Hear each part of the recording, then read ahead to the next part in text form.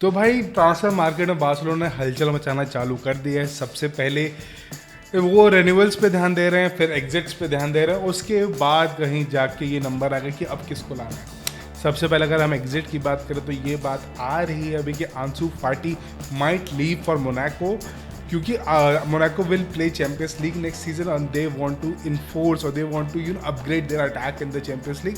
तो ये हो सकता है कि Ansu Fati might leave Barcelona for permanently, और शायद आंसू फाटी वहाँ जाके अपना फिर से वो फॉर्म, वो एक कैरिज्मा रिगेन कर ले।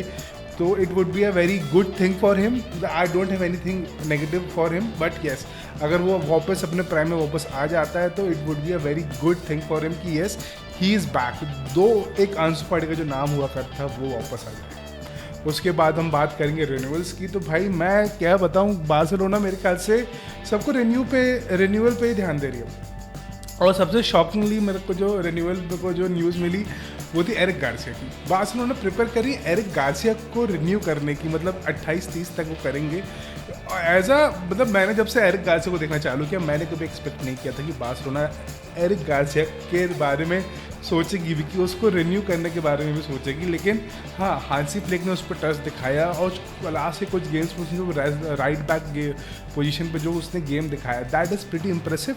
But I am still not sure about Eric Garcia कि हाँ ही इज़ दैट गाय कि हाँ which we can rely on, जिस पे हम भरोसा कर सकते हैं। But they know better than us, तो Hansi Flick knows better than everyone, so there's no other question about it। तो यस, एरिक गार्सिया पे भी रिन्यूअल की बातें चल रही हैं। और उसके बाद जो सबसे खुशी की बात है, जो रिन्यूअल की बातें चल रही हैं, हाँ तो अब जो बात चल रही है कसाडो और बर्नाल को भी रिन्यू करने की बात चल रही है, जो कि अच्छी बात है कि दोनों यंग हैं, दोनों में अच्छा कैलिबर है, दोनों अच्छे CDM है। क्योंकि अगर सीजन की स्टार्टिंग से सबको याद होगा तो बर्नाल वॉज द गाय जिसको CDM खेलना था, लेकिन बर्नाल इंजर्ड हो गया सीजन स्टार्ट होते ही, तो कसाडो को मौका मिला। तो कसाडो ने भी कसर नहीं छोड़ी, कसाडो ने भी बाजी फाड़ खेला, तब कसाडो को भी मौका मिल रहा है।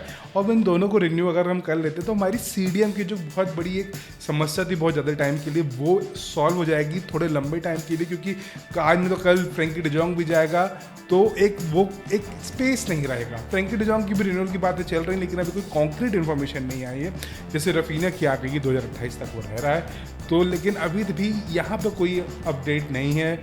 और यहाँ पे एक और अपडेट नहीं है, वो है लेवेंडोस्की की। लेवेंडोस्की को अभी तक कोई भी रिन्यूअल का ऑफर नहीं गया है बार्सिलोना से। Considering his age, considering his form, considering everything, Barcelona चाहेगी कि उसको इस विंडो में कहीं अच्छा कैश कर लें। मेरे को लगता है कर लेना चाहिए, क्योंकि देखिए देखो, इट डजेंट मैटर कि वो कैसा है, वो उसने हमारे लिए बहुत कुछ किया, there is no doubt in that. उसने परफॉर्म किया है, उसने सब कुछ किया है, लेकिन sometimes you have to be cruel regarding your club, regarding your loyalty. तो अब मेरे ख्याल से वो टाइम आ गया कि लेवेंडोस्की को अगर हम रिन्यू नहीं कर रहे हैं तो हम उसको इस विंडो में कैश कर सकते हैं। That would be very beneficial for Barcelona, कि अगर कैश आएगा तो वो हम कहीं और यूज़ कर सकते हैं। लुइस डियास के अलावा हम कहीं और यूज़ कर सकते हैं, क्योंकि स्पेनियोल का जो गोलकीपर है गार्सिया, वो 25 से 35 मिलियन का उसका रिलीज क्लॉज है। अगर स्पेनियोल रेलीगेट हो जाती है और उसको स्पेन टीम से कॉल आ जाता है, तो प्राइजेस डिफर हो सकते हैं। तो 35, 30 या 40 तक में वो आ सकता है। तो वो एक पर्सन है जिसके लिए मैं बहुत ज़्यादा उम्मीद में हूँ कि उसको वो बार्सिलोना साइन कर पाएगी। और यहाँ पे एक और चीज़ है कि अगर शेज़नी रिन्यू कर लेता है बार्सिलोना के साथ, तो शायद बार्सिलोना किसी और गोलकीपर के पीछे ना आ जाए। लेकिन हाँ, अगर इनाकी पीने चला गया तो बार्सिलोना किसी गोलकीपर के पीछे जा सकती है। ये बहुत सारी चीज़ें ना बार्सिलोना में अगर मगर टिगर बगड़ पर अटकी हुई हैं, बट स्टिल अभी भी ये बातें हैं कि अगर ये गया तो ये होगा, अगर ये गया तो ये होगा। लेकिन हाँ, ये बात कन्फर्म है, अगर लेवेंडोस्की को रिन्यू नहीं किया जा रहा तो this might be the last few days of Barcelona in his life. अगर वो उसको रिन्यू नहीं कर रहे तो मेरे ख्याल से उसको इस विंडो में कैश कर लें। और यहाँ पे अगर मैं बात करूँ विक्टर की, जूलियन अल्वारेस की, तो भाई मैं एक बात सही बता रहा हूँ, अगर जब तक बार्सिलोना लेवेंडोस्की का एक सॉल्यूशन नहीं ढूंढती, तब तक जितने भी चीज़ों के हम बारे में बात कर लें, it won't make any sense. Victor के पीछे ज़माने भर की टीमें पड़ी हैं, मैनचेस्टर यूनाइटेड पड़ी है, सिटी नहीं पड़ी है, मैनचेस्टर यूनाइटेड है, आर्सेनल है, लिवरपूल अभी विट्स के पीछे है, लेकिन वो भी आएंगे, कहीं कहीं टॉटनम भी होगी और सारे क्लब होंगे। और वहाँ पे बार्सिलोना अगर उसको पीछे जाएगी तो कम से कम 80 या 90 मिलियन खर्च करने पड़ेंगे। ये बहुत एक जेन्युइन बात है कि 80-90 मिलियन से कम में वो नहीं आएगा। हाँ, he have potential, he have everything, he is doing great, लेकिन वो इतना महंगा प्लेयर अगर हम लाते हैं तो क्या वो हमारी स्टाइल में फिट बैठेगा, क्या वो हमारे गेम स्ट्रक्चर में फिट बैठेगा, ये एक क्वेश्चन है। अगर वो फिट बैठता है तो एक बार जाने सोच सकते हैं उस बारे में कि हाँ इस पर हम 80-90 मिलियन खर्च कर सकते हैं। अगर वो नहीं फिट बैठ रहा है तो हमें एक और कुटिन्यो, ग्रीजमैन, डेम्बेले वाली साइनिंग नहीं चाहिए, हमें फिर से एक और ब्राथवेन नहीं चाहिए, हमें चाहिए ओबामेयांग जैसा, हमें चाहिए एक लूक डिजोंग जैसा स्ट्राइकर जो आके परफॉर्म करे, हमारे रिजल्ट पेश करे कि भाई तुमने जो पैसे दिए ये उसका भर पाएगा। वैसा कोई स्ट्राइकर चाहिए ना, मतलब मेरा मतलब उतनी एजेड वाला नहीं, थोड़ा यंग भी चलेगा, लेकिन हाँ एक उस कैलिबर का स्ट्राइकर। तो हाँ वो ये बंदा हो सकता है, बट स्टिल इसमें कुछ फैक्ट नहीं है, कुछ इसमें क्रिटिकल नहीं है, कुछ ऐसा मजबूत एविडेंस नहीं है कि बार्सिलोना जाएगी। लेकिन Barcelona should sign a striker according to me, क्योंकि लेवेंडोस्की के लिए बैकअप होना चाहिए, हम फरहान टोरेस के भरोसे नहीं रह सकते। फरहान टोरेस को भी क्योंकि एस्टन विला से ऑफर आया है, but we don't know, let's see क्या होता है उसका। और अगर हम बात करें जूलियन अल्वारेस की, तो बार्सिलोना से जो लिंक्स आ रहे हैं कोई मतलब के नहीं है। जूलियन अल्वारेस ने अभी अभी एटलेटिको ज्वाइन करनी है पिछले सीजन। हाँ ये बात है कि एटलेटिको का सीजन मतलब रेगुलर सीजन उतना अचीवमेंटल या उतना सक्सेसफुल नहीं जाता जितना सिटी का जाता है। उतने सिल्वरवेयर एटलेटिको मैड्रिड हर सीजन नहीं जीतती जितना सिटी जीत रही है। इस सीजन तो उनका भी ट्रॉफी लेस गया, तो मेरा मतलब तुम समझ रहे हो, जितना सक्सेसफुल क्लब से आया ये उतना ही उसको यहाँ पे कंपटीशन देखने मिल रहा है ला लीगा में, क्योंकि यहाँ पे 2 टीमें डोमिनेट कर रही है। उन 2 टीमों को जो उंगली करने वाली टीम है वो एटलेटिको मैड्रिड। आप एटलेटिको मैड्रिड में आए हो, आपको यू नीड पेशेंस, और पेशेंस नहीं होंगे उसके पास, क्योंकि यार come on, world cup winner player है और he needs to win something, he needs trophies, he needs silverware.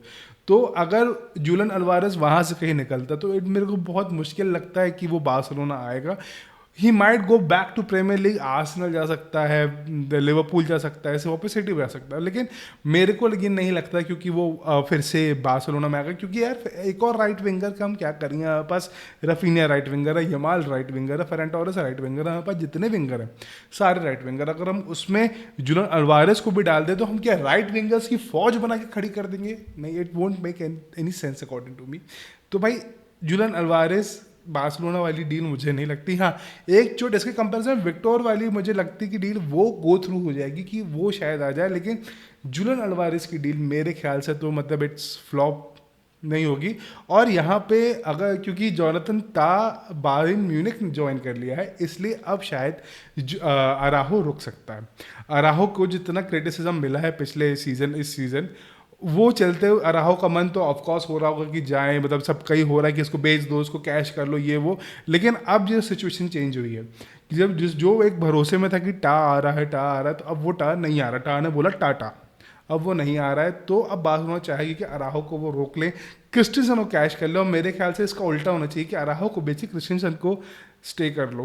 क्योंकि यार क्रिस्टियनसन ने, तुम मेरी बात देखा, तुमको वो जावी का पहले सीजन याद होगा, क्रिस्टियनसन ने क्या खेला है। अगर उसको इंजरी नहीं हुई होती ना तो मतलब अलग ही गेम होता। ये ऐसा नहीं क्रिस्टियनसन बहुत बेकार डिफेंडर, अच्छा डिफेंडर है, लेकिन जब आपको क्रिटिकल मूवमेंट पे डिफेंडिंग एक डिसीजन मेकिंग होती है तब अराहो थोड़ा गड़बड़ कर देता है। हमने बहुत बार देखा, रेड कार्ड हो गया, पेनल्टी दे दी हमने। इंटर मिलान वाले गेम में तो देखा ही कि जो आखिरी के 2 गोल पड़े हैं, 3-2 पे हम लीड पे थे, आखिरी के 2 गोल जो पड़े हैं उसमें क्या हुआ। तो हाँ अराहो की डिसीजन मेकिंग थोड़ी क्वेश्चनेबल है। वहाँ पर क्रिस्टियनसन को एक्सपीरियंस ज़्यादा है, क्रिस्टियनसन थोड़ा कंपोज रहता है, थोड़ा काम रहता है, तो एक बेनिफिट वहाँ पे कि क्रिस्टियनसन को रख के हम अराहो को बेच सकते हैं। लेकिन अभी भी कोई बस में कोई फैक्ट नहीं है कि कोई सॉलिड वो नहीं है कि अराहो रहेगा क्रिस्टियनसन रहेगा। मेरे ख्याल से तो अराहो को बेच क्रिस्टियनसन को रखना चाहिए।